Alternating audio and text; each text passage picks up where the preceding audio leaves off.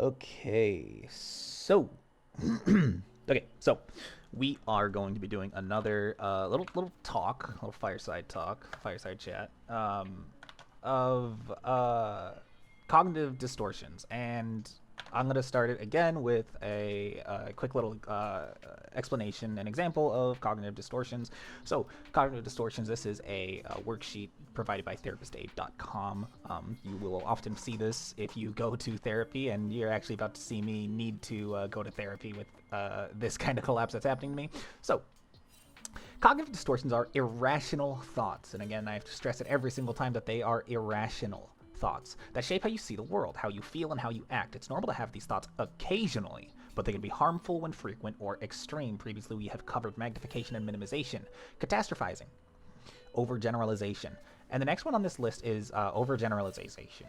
Or not, the next one on the list is magical thinking. So, magical thinking, by definition, it is the belief that thoughts, actions, or emotions influence unrelated situations. Example, if I hadn't hoped something bad would happen to him, he wouldn't have gotten into an accident. And what you'll see in this is a very, very circular kind of thought pattern that you kind of delve yourself into a deeper. Oh, I missed. I missed so much CS. You delve yourself into this deep hole of very poor thinking and conversation where you're just saying, you know, oh, if I didn't do that, then this wouldn't have happened, and then that wouldn't have happened. If that didn't happen, I would have done this. So it's really just this very like uh, dangerous way to think. Um, and it goes to it almost goes without saying that this is extremely unrealistic. So let's say um, there is there's cause and effect, right? Cause and effect is like the most basic, easy to understand thing ever, right? You know what I mean? Like something happened. I put $1 in the vending machine and I got I got a soda. Cause dollar in the vending machine. Effect, getting a soda.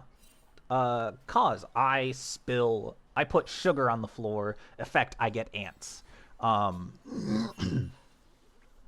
but the dangerous part about magical thinking, or this sort of uh,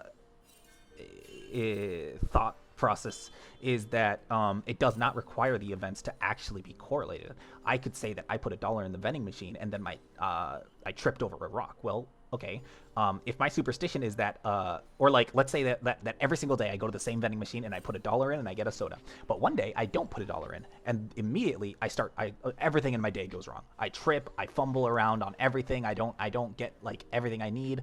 My work starts to slip. And all this other stuff. Well, now I might be able to say, well, since I did not put $1 in, that means that I ended up blah, blah, blah, blah. Because I did not put $1 in, I have inadvertently done something that caused me to do this. So it's there, you know, there's no actual causation and correlation. Like cause and effect did not happen there. Um, and it there is I'm extremely guilty of magical thinking, not because it's a sort of fulfillment, like self-fulfilling prophecy type of time that I kind of struggle with, and I definitely push it to its limits on positivity. Um, so the idea is basically that um, you essentially define a false belief um, about actions, thoughts, and everything else, so that now you associate any action or thought with a negative outcome. Um, for example, oh man, this game's going rough. For example, let's say that uh, you know you might say like I certainly didn't do this, but I know that it's very common for some kids to maybe think, like, as a toddler, that, like, oh, I'm sad today, like, it's raining, I'm sad, like, the sky is sad because I'm sad, like, and it's just like there's very, like, common patterns of thought that, like, come from, like, internal, um as kids, that we can't control necessarily. um and let's say for League, so there's one that I was talking about, which is the thinking uh cat can cause something to happen, or, like, speaking can cause something to happen. Speak of the devil and he'll appear. um well, like, if I'm pushing up in a lane, half the time I think to myself, I shouldn't be pushing up this hard. The who's it called, gonna get me, the boogeyman, no, Pantheon is just gonna get me. Well, possibly I might start associating pushing up and thinking negative thoughts with, oh, I shouldn't even push up this far. Like, I might just sit at a tower the whole time. I might not push up ever, when it's totally safe to, and it's, like, not even worth it to just give up certain things. So why do we have these thoughts? Well, I'm sure you've recognized that pretty much every single one of these has a root cause in anxiety, control, and as far as, like, cognitive behavioral kind of understanding, like, we tend to want to have control over everything. So how does, I guess, magical thinking, or this very, like, loose cause and effect kind of shtick come into play with, I guess, control? Well, what do we have control over? People, places, things? Absolutely not. We have control over ourselves. So if we can't say that we have control over a situation, we can probably better define it as saying, well, maybe it was magic. Like, to give up complete control over something is another way that our brain tries to tell us that we still have control. Um, and as it turns out, you might get more stressed and anxious over certain situations and times that end up being where you can't control it. Say you're watching your football game and you're wearing your special jersey that you don't watch it because it has a nacho stain on it. Well, you having that on is likely uh, not going to change the outcome of anything. But you have this kind of superstition that, I want my team to do well, therefore I will do this. Come on, you have zero control over it, right? Let's be honest. Your jersey does nothing to the effect of the players. It's way more common that it's, like, weather, training patterns, everything else within their life. So, you know,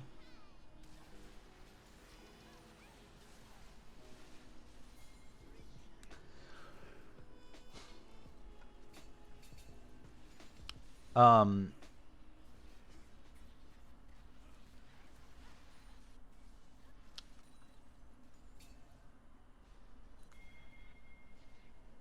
how how can we kind of, like, affect this kind of stuff is, well, let's say that, like,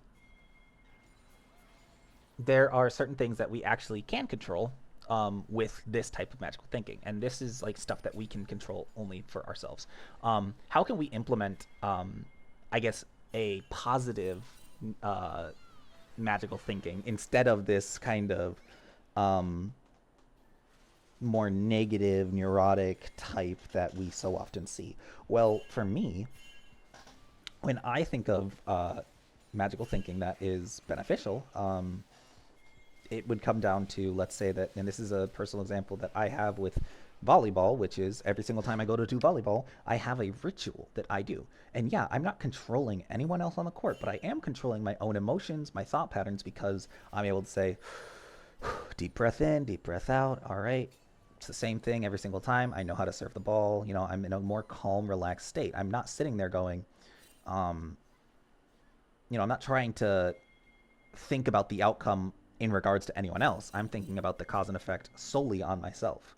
Um, I think that's probably a very important thing to do. Also, I just got an invite in League, so I will check that out. New.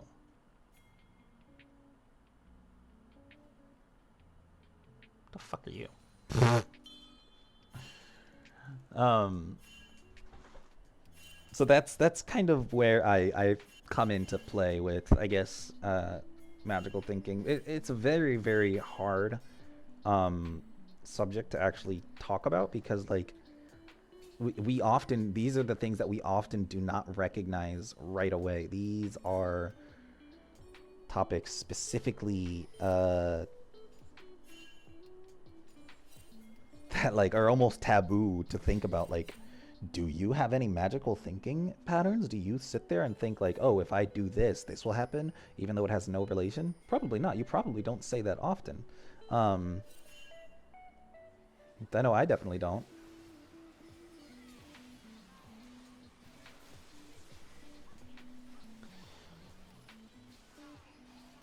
Oof, man. Quadra kill. He types in chat, please, and then the Gwen says, maybe later. um,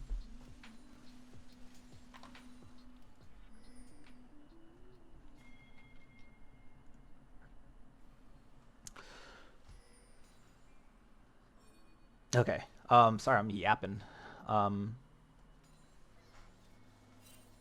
it's it's a topic that I think is um more in the moment. You need to really recognize it. Like jumping to conclusions, I'd say, is where like the logical fallacy comes from or comes into play. So like a slippery slope um is like one of those. And it's very, very dangerous, I think, in an untreated, a completely unfettered environment. um and it's it's letting go of the rational um is kind of where this subject comes into play. um but aside from that, I think that's generally all we have as far as that can go. I guess in terms of like trying to speak about it, I don't have much to say. So now we have like a little bit of gameplay left. Obviously, like you're done. Like this is like, that's just like I'm trying to yap about shit, and I'm just like making sure that I'm getting my daily yap in about something that's like important to me, cognitive distortions, um, and attempting to implement them into, again, I try to implement you guys know Healthy Gamer GG, right? And like they're good at their shit. They're like, hey, like let's try to appeal to the gamer about mental health. Well, turns out that it really appealed to a lot of people, and I think that something that is really hard to do is implement these things if you're not in a therapeutic environment. If you're not in therapy, I think this is an extremely hard task to undertake. So for anyone that is, I guess, instead of trying to implement CBT into your life, my thought process and goal is to maybe implement CBT into your gaming and your improvement scale, so that you can maybe uh, partake in a more palatable area with it. Like, tell me, is it easier to or in in our weird League of Legends lizard brain, is it easier to play 3 games of ranked or to do your laundry? Well, maybe not easier, but it is definitely more fun to play League of Legends. And like, you can come at me and say, League fun? What the fuck? But to me, League of Legends is entirely a perfectly fun game. I love it. I cannot stop playing it. It is one of my favorite games, and I will not stop playing it. And that just kind of goes to show that, just like for me, I think that it's a lot easier to maybe play a game and try to improve than it is to do a lot of daily tasks. And if you're able to do these things in game, in Minecraft, in in in Arma 3, if you're able to do any of this, in your games, I feel like it might be a little bit easier to maybe find a way to implement them into your real life. Um, because as a hobbyist of video games, like oh my god, so bad. I am so stupid. I died. These are my next two deaths are so bad. Um, I try to ping because 4v5. But as a hobbyist, it's sometimes it's very very fun to improve in a hobby and like yeah, you may not be getting like um. So think about it this way. Something that like really sucks in our culture nowadays is that we often put value on our hobbies based on the actual monetary value of that hobby, and the let's say the real life skills application kind of theory that we kind of want to apply to our life, where we say if I'm not doing this thing just for fun, like if I'm not doing this for money, what am I doing it for? And it's like you're doing it for fun, dude. Like what the fuck? You're allowed to do things for fun. You're allowed to have hobbies and interests and things that make you happy, and they do not have to be beneficial, a monetary gain. They do not have to be anything.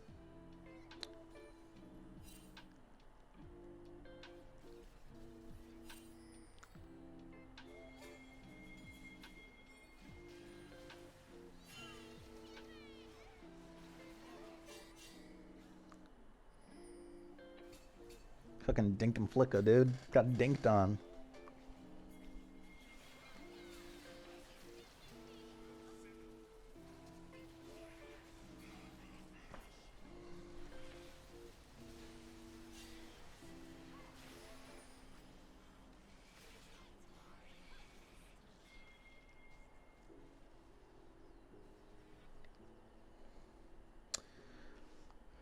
All right. So, state of the game. I actually don't know how much gold I have in this game. Let me see.